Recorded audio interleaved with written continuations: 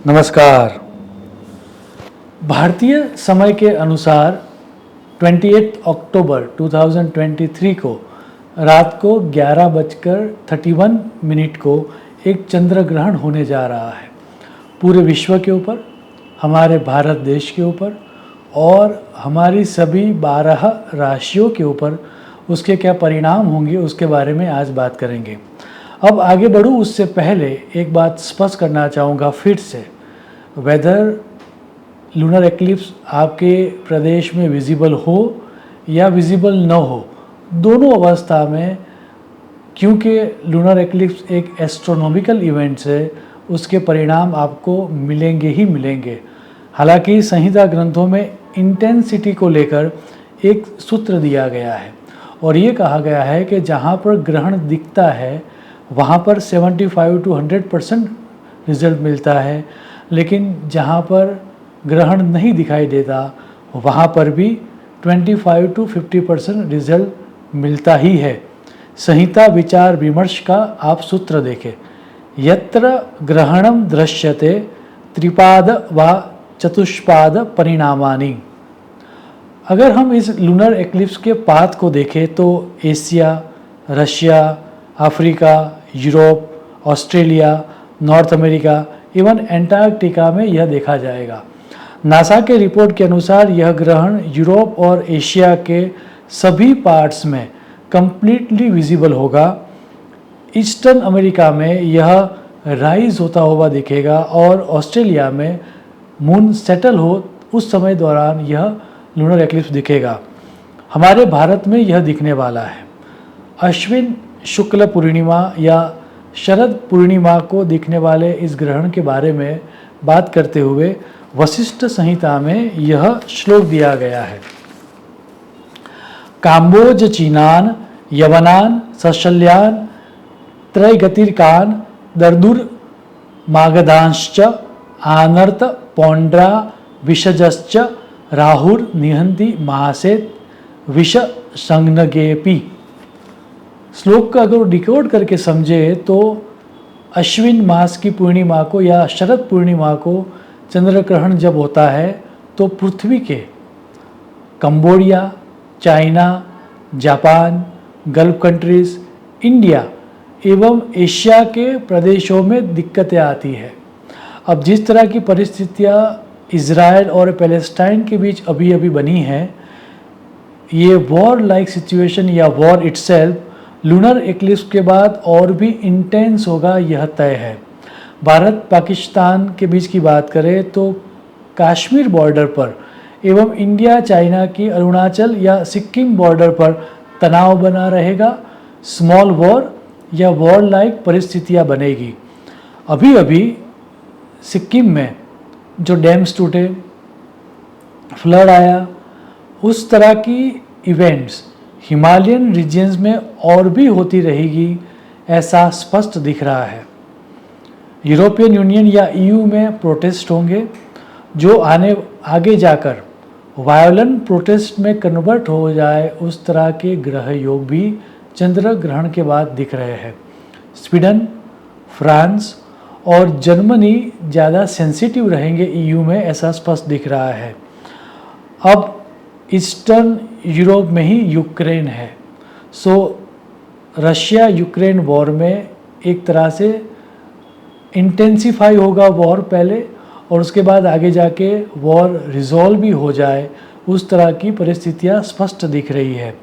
अब Russia Ukraine के कारण या फिर इजराइल पैलेस्टाइन के वॉर के कारण फूड आइटम्स और ट्रांसपोर्टेशन में दिक्कत आएगी, ऐसा स्पष्ट दिख रहा है।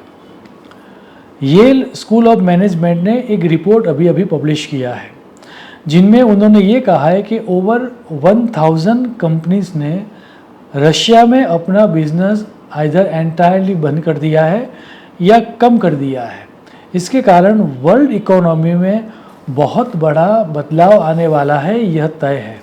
इसमें भी अगर जब हम डिटेल में देखते हैं और संहिता ग्रंथों को देखते हैं तो एक बात समझ में आती है कि इस चंद्र ग्रहण के कारण कौन कौन से बिजनेस नेगेटिवली अफेक्ट हो गए, वह दर्शाता एक पूरे का पूरा लिस्ट बृहत संहिता में दिया गया है। अश्विन्यान यामश वराहा सेनापति वैदक सेवकाः तुरगाः तुरगारोहा वणिजो सपेतोपेताः तुरगरक्षाः। सो सर्वप्रथम जो सूत्र दिया गया वह है अश्विन्याम अश्वहराहा, अर्थात क्योंकि ये जो ग्रहण है चंद्र ग्रहण वह अश्विनी नक्षत्र में हो रहा है, तो ये जो बिजनेस है जो नेगेटिवली अफेक्ट होंगे वह इस तरह के बिजनेस है। फर्स्ट है medical professions like physician, surgeon, therapist, उनको दिक्कतें आएगी। कुछ पॉलिसी में बदलाव होंगे जिस कारण से इन प्रोफेशन में दिक्कतें आएगी। फार्मास्यूटिकल कंपनीज दबाव में रहेगी। स्टॉक मार्केट में काफ़ी चढ़ाव उतार रहेंगे, lots of ups and downs. Defence industry में बहुत बड़े ट्रांसफॉर्मेशन आएंगे। मिलिट्री, पुलिस डिपार्टमेंट एवं आईएएस कैडेट्स के लोगों को दिक्कतें आएगी, वो लोग ट्रबल में रहेंगे। ड्यू टू मिलिट्री या फिर एडमिनिस्ट्रेटिव एरर्स के कारण कुछ प्रदेशों में पब्लिक प्रोटेस्ट या सिविल वॉर जैसी परिस्थितियों का निर्माण होगा। ऑटो इंडस्ट्री एवं ट्रांसपोर्टेशन में दिक्कतें आएगी। एक अन्य इंटरेस्टिंग फील्ड भी इस श्लोक में कहा गया है और वो है मीडिया, सिनेमा या फिर जो लोग एंटरटेनमेंट के साथ जुड़े हुए हैं उस तरह के प्रोफेशनों में भी दिक्कतें आएगी। अब जिस तरह का प्रोटेस्ट अभी कुछ समय पहले से हॉलीवुड में हो रहा है, हॉलीवुड में राइटर्स ने जो प्रोटेस्ट किया है एआई के अगेंस्ट, वैसे ही प्रोटेस्ट आने वाले समय में कई प्रदेशों में किए जाएंगे। अब अगर प्रिसाइसली आपको ये जानना हो कि वर्ल्ड के कौन से एरियाज़ में एवं आपका जो कंट्री है, आपका जो देश है, उस देश में कौन से एरिया ज़्यादा सेंसिटिव होंगे, वह समझने के लिए हमें कूर्म चक्र का विचार करना है और हमें ग्रहण प्रवेश की कुंडली देखनी है। सर्वप्रथम कूर्म चक्र के बारे में बात करते हैं। इस कूर्म चक्र के बारे में कूर्म पुराण, विष्णु पुराण एवं संहिता ग्रंथों में डिटेल में बात की गई है। वेद व्यास जी ने स्पष्ट लिखा है कि कूर्म चक्र का विचार करने से कौन से एरियाज में ट्रबल होगी ऐसा जाना जा सकता है। आप वेद व्यास जी का सूत्र देखें, यस्य विज्ञान मात्रेण ज्ञायते देश विप्लह। सो इस सूत्र के आधार पर और इस सिद्धांत के आधार पर हम अगर देखें तो विश्व के नॉर्थ ईस्ट, दैट मीन्स ईशान स्थित देशों में ज़्यादा ट्रबल्स होगी।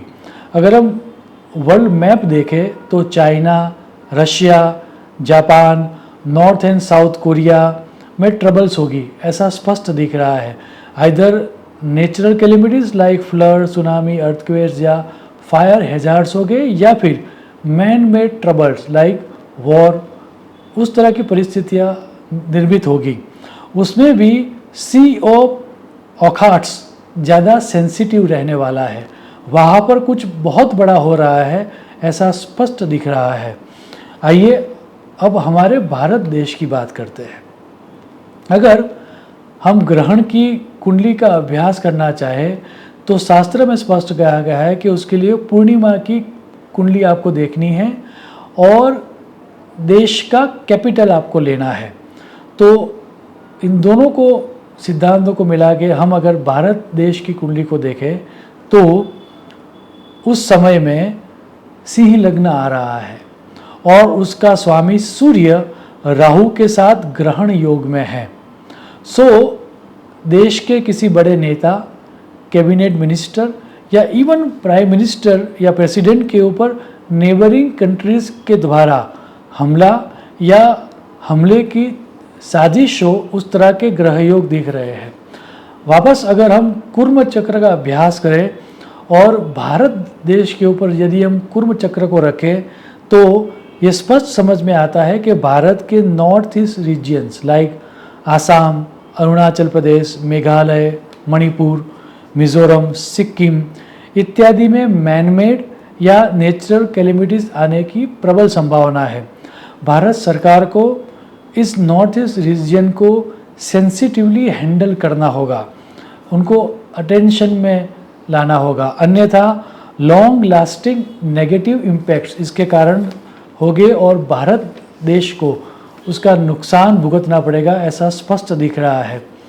कुर्म चक्र के बारे में ही बात करते हुए कुर्म पुराण में वेद व्यास जी ने अश्विनी नक्षत्र के चंद्र ग्रहण में भारत वर्ष के कौन से एरिया ज़्यादा नेगेटिव हो गए उसके लिए यह सूत्र दिया है। गंगा द्वारम कुरुक्षेत्रम श्रीकंठम हस्तिनापुरम।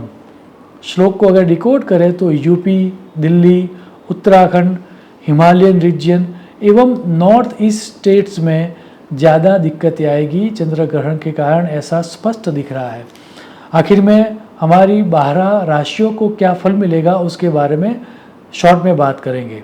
राम देवग्न जी ने राशि परत्वे ग्रहण फल नामक सिद्धांत दिया है, उसका उपयोग करके आज हम ये फलादेश देखेंगे। याद रहे यहाँ पर जो बात की जा रही है वह वैदिक चंद्र राशि की बात की जा रही है। मेष राशि के लिए शरीर पीड़ा या घात, वृषभ राशि को धनहानि या मानहानि होगी, मिथुन राशि को सफलता मिलेगी और लाभ होगा, कर्क राशि को कार्य सिद्धि तो मिलेगी किंतु काफ़ी विघ्नों के साथ, सिंह राशि को अशांति, बेचैनी या अपमान के योग बन रहे हैं, कन्या राशि को महाकष्ट, अपयश या घातक रोग मिलेगा, तुला राशि को स्त्री कष्ट या फिर मैरिज या पार्टनरशिप में दिक्कतें दिख रही है, वृश्चिक राशि को शत्रु विजय और सुख वृद्धि दिख रही है, धन राशि को विद्या हानि, पुत्रादि चिंता दिख रही है, मकर राशि को माता को कष्ट या अंग पीड़ा दिख रही है, कुंभ राशि को धन लाभ और सफलता मिलेगी, जबकि मीन राशि को धनहानि और कुटुंब पीड़ा होने की प्रबल संभावना है। इसके अलावा राम देवग्न जी ने ऐसा स्पष्ट लिखा है कि जिस नक्षत्र के ऊपर या नक्षत्र का जो मालिक है वो अन्य जिस नक्षत्रों का मालिक हो रहा है उन सभी के ऊपर ज़्यादा दिक्कतें आती है। जैसा कि हम इस दफ़े देखें तो यह चंद्र ग्रहण अश्विनी नक्षत्र में आ रहा है और उसका मालिक केतु है। सो केतु के स्वामित्व वाले अन्य नक्षत्र वालों को भी दिक्कतें होगी। तो इस सिद्धांत के अनुसार अश्विनी, मघा और मूल नक्षत्र के जातकों को बहुत कष्ट या पीड़ा होगी। अंत में याद रहे कि चंद्र ग्रहण का स्पिरिचुअल पर्पस हम हमारे मन में जो दोष या जो हमारे फॉल्ट्स है उनको इग्नोर किए हुए हैं, जो दोष को हमने दबा के रखा हुआ है उनको सरफेस में लाके, जो हमारी लिमिटिंग बिलीफ सिस्टम है उसको सरफेस में लाके हम उसके ऊपर सुधार ला सके, उस तरह की अपॉर्चुनिटी देना है। अगर हम चंद्र ग्रहण को भी इस एंगल से देखेंगे, इस तरह से चंद्र ग्रहण को अप्रोच करेंगे तो चंद्र ग्रहण भी हमारे जीवन में सुख, समृद्धि और शांति प्रदान करेगा। शुभम भवतु। प्रणाम।